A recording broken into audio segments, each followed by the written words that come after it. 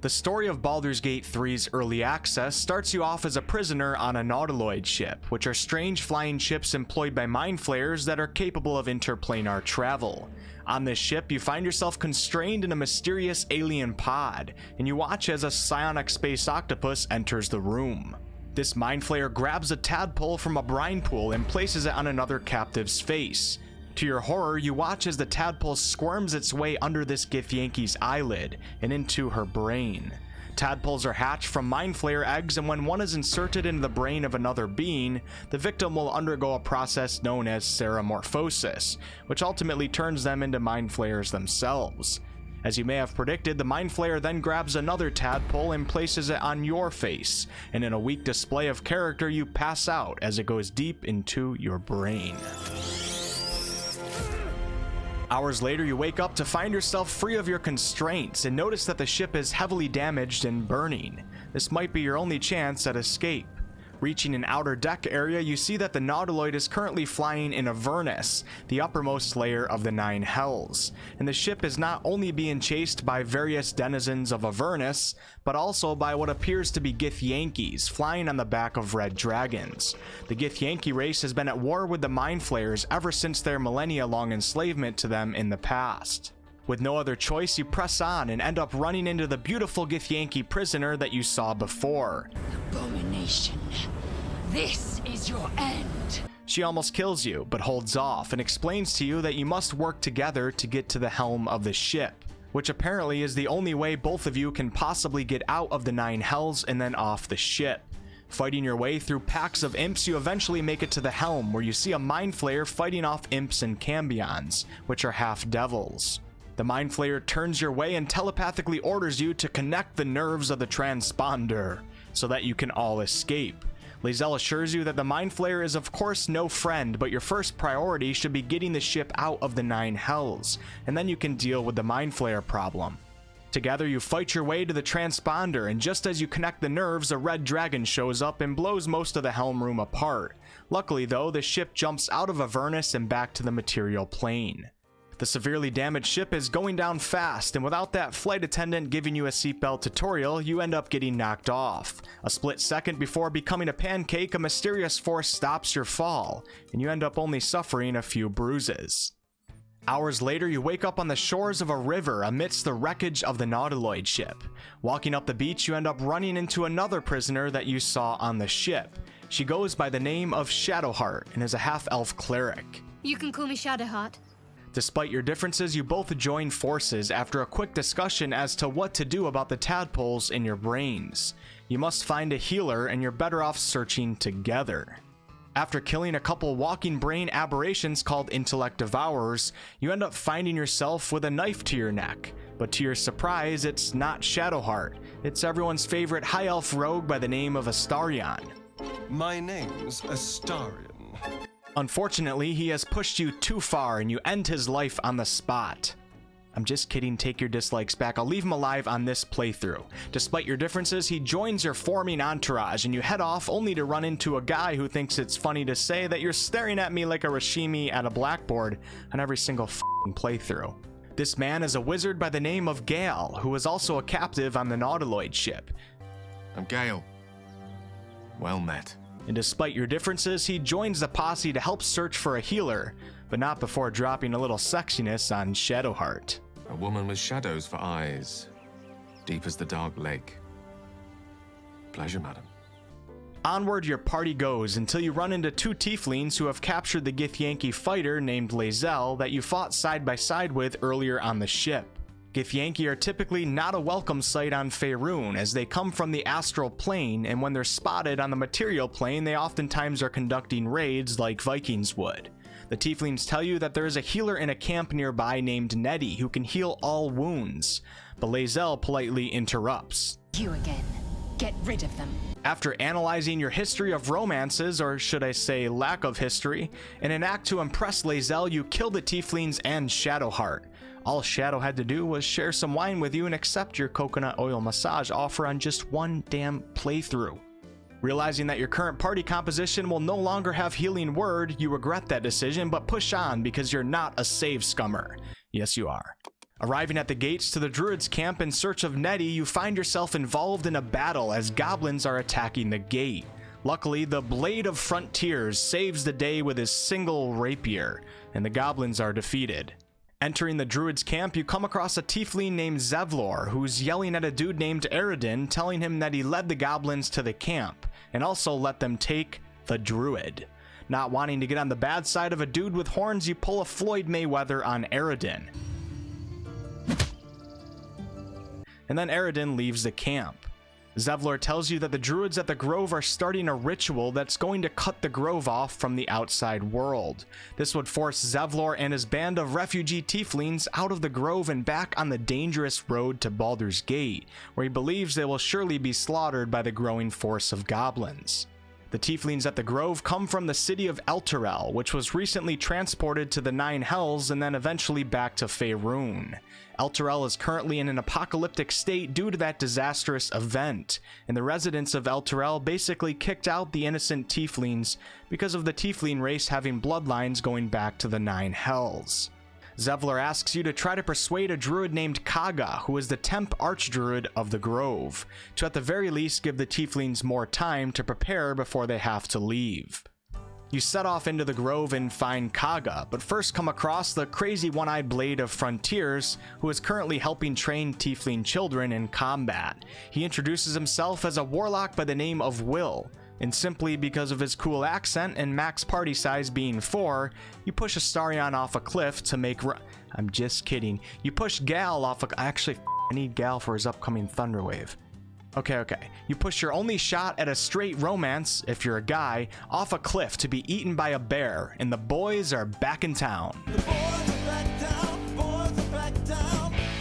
And just now I'm realizing that in the gameplay footage I'm using for this video, I didn't end up taking Wyll with me. So goodbye, Wyll, and hello again, my sweet, sweet, beautiful. Oh, you've risked plenty. Deeper into the grove, you find Kaga, who lets a snake kill a cute little tiefling girl. Kaga tells you that she's conducting the ritual because she fears that the grove cannot support both the druids and the tieflings, and that you should escort the tieflings out of the camp immediately. Go on. Say it. You think I'm a monster?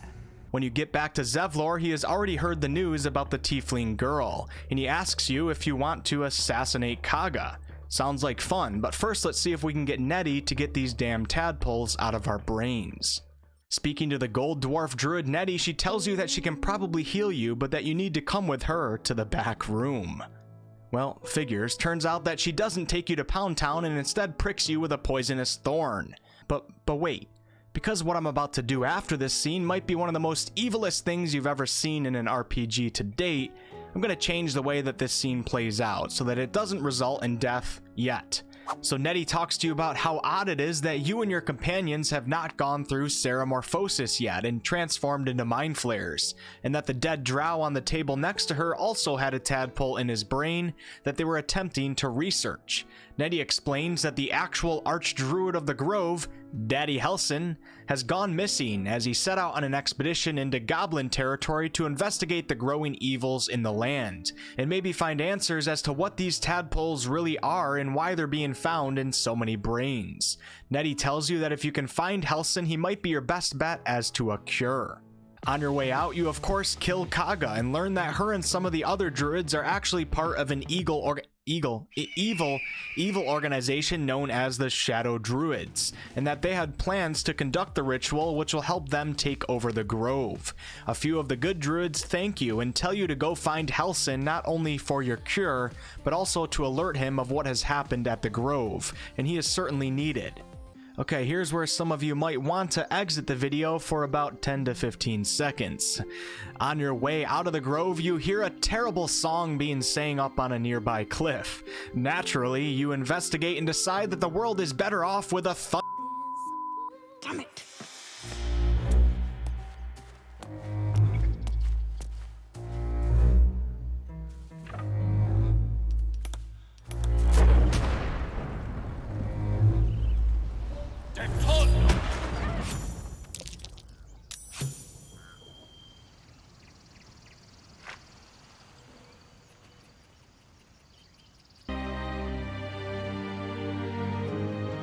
Okay, you can come back to the video now. On your way to the Goblin camp to find Halsin, you come across that jabroni Narrated again. Looks like most of his band of adventurers have been killed on the road, and he tells you that he was actually working on a contract that he took from a wizard in Baldur's Gate. This wizard offered to pay a handsome amount of gold for anyone who could find and retrieve a mysterious relic called Night Song, which is supposedly hidden underneath the temple that the goblins have taken over, which is the Goblin camp that you're currently headed to in search of Halsin. Narrated then reveals to you that when the druid Halsin found out about this contract, he showed great interest in this relic and eagerly joined them, but when they got jumped by the goblins on the road, Halsin was taken prisoner and could possibly even be dead. Narrated also tells you that one of his adventurers, a dwarf named Brian, has a map leading to the Night Song relic, but that Brian was killed by goblins at the temple. You and your party set back off to the Goblin camp in hopes of finding Halsin and also maybe this mysterious relic. Passing through a ruined village, you're stopped by goblins, and it is here that you learn that the tadpole in your brain actually grants you some power to be able to subject some of these goblins to your commands. When you use your psionic illithid powers, the goblins say, You're a true soul. But my mistake, sir. "So we're a true soul. What the hell are these tadpoles doing to us?" After a few other interactions in the ruined village in an attempt to make up for your previous sins by saving a deep gnome but accidentally pulling the wrong lever, you leave the village, smother some poop on your face, You stupid idiot! and finally make it to the Goblin Fortress. Before entering, though, it's time for a rest, and at your camp, you're approached by Raphael Sanzio de Urbino. That's not actually his name, it's just Raphael. Well met. I am Raphael. Raphael tells you a lullaby and then somehow transports both of you to what he calls the House of Hope, where the tired come to rest and the famished come to feed. He then transforms into...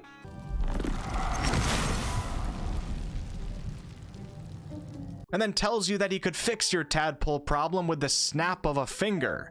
Not wanting to take a deal with a denizen of the Nine Hells for the sake of your soul, you refuse, but he leaves the offer on the table and tells you that when all luck runs out, he will be there.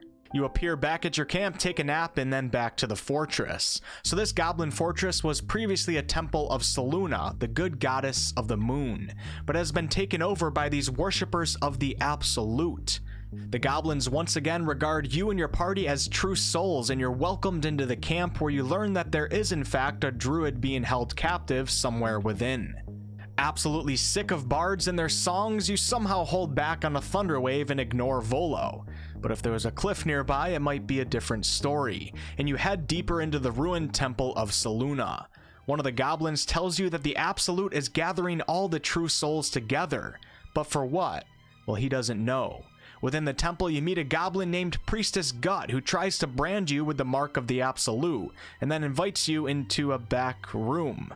You're a great guy, though, and in your head and only your head, Shadowheart is your girlfriend, though, so you don't go into the back room. In another nearby room, you come across a hobgoblin named Dror Ragslin, and it appears as if he's trying to speak with a dead mind flayer.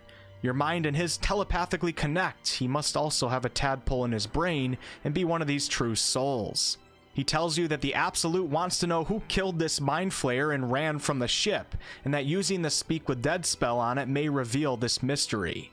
With a successful wisdom check, you're able to gain control of Dror Ragslin's mind and prevent him from asking the questions that would surely condemn you. Instead, you're able to ask the mind flayer a few questions that you have. Who is the Absolute? Then the creature speaks in visions.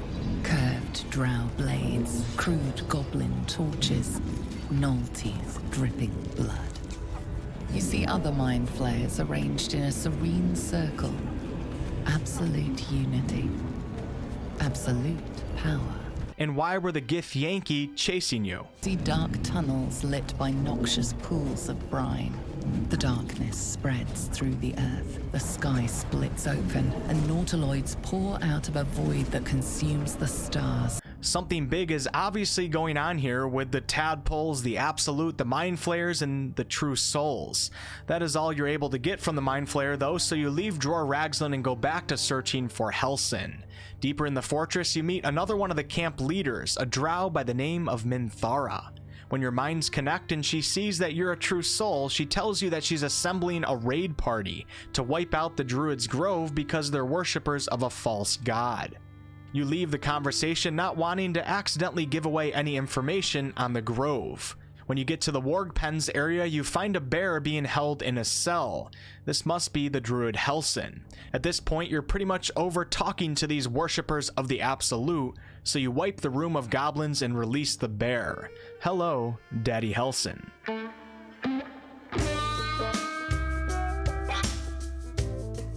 Helson appears to be amazed that you and your party are actually aware of the monstrosities in your head, and that you don't bow to the Absolute. He tells you that he doesn't quite understand how that is, but he does sense a powerful magic binding you and the creature together, and that if he were to attempt to remove it, it would almost certainly kill you. Helson tells you that there's a place called Moonrise Towers, which is likely the best bet for finding the source of this powerful magic and figuring out the cure. But I believe I know where answers can be found. Moonrise Towers. Moonrise Towers is, however, very dangerous, and it's the place where the Absolute cultists are sending their captives. A place where innocents go in and true souls come out. Helson tells you that if you can help him kill the leaders of this Goblin Fortress and prevent them from taking out his grove, he will help you and even accompany you to Moonrise Towers. Not wanting to let Daddy Helson down, you kill Priestess Gut, Dror Ragzlin, and Minthara, and then head back to the grove. Helson then reveals to you that in order to get to Moonrise Towers, you'll have to pass through a terrible cursed place, where any who linger are twisted and become shadow beings. You'll need to choose your approach carefully by either going the overland route or through the Underdark. Helson actually recommends the Underdark and says that there's a tunnel somewhere in the ruined temple of Selûne that will lead to Moonrise Towers. He also tells you that a man named Ketheric Thorm built a secret stronghold in the Underdark before rallying a whole army of Shar worshippers. From this stronghold, Ketheric's forces were able to access both the Temple of Selûne and Moonrise Towers, but before they were able to launch an attack, they were defeated. If we can find this stronghold, it will likely reveal a path to Moonrise Towers, bypassing the worst of the Shadow Curse. Helson says that after he tends to some matters at the Grove, he would like to join our camp, and ultimately come with us to Moonrise Towers, protecting us with his bulging biceps. The Mind Flayers threaten the natural order, and it's Helson's duty to stop them, and he also wants to help stop this mysterious shadow curse. Later that night, Zevlor and his tieflings have a party at your camp before they head back onto the road to Baldur's Gate. They are very thankful that you killed the leaders of the Goblin Fortress, giving them hopes of a much safer journey. In the morning, you awaken to Helson not that way, asking you if you're ready to press on in search of Moonrise Towers, but that's basically the last role that he plays in the current version of Early Access. When the game officially launches, you'll likely be choosing one of these routes that Helson mentioned to get to Moonrise, but you can actually start on the Underdark route right now in Early Access. Heading back to the ruins of the Temple of Selûne, you end up discovering the entrance to the Underdark that Helson was talking about, and head into Magic Mushroom Paradise after getting zapped in the butt by a laser. The Underdark holds all sorts of secrets and dangers, but it also holds the ending to Early Access itself. The search for the Nightsong relic has gone cold at this point, but you end up boarding a boat that brings you to what appears to be the stronghold that should give you the path to Moonrise. This stronghold fortress has symbols of the Absolute all over it, and it also has the endgame boss, Sven.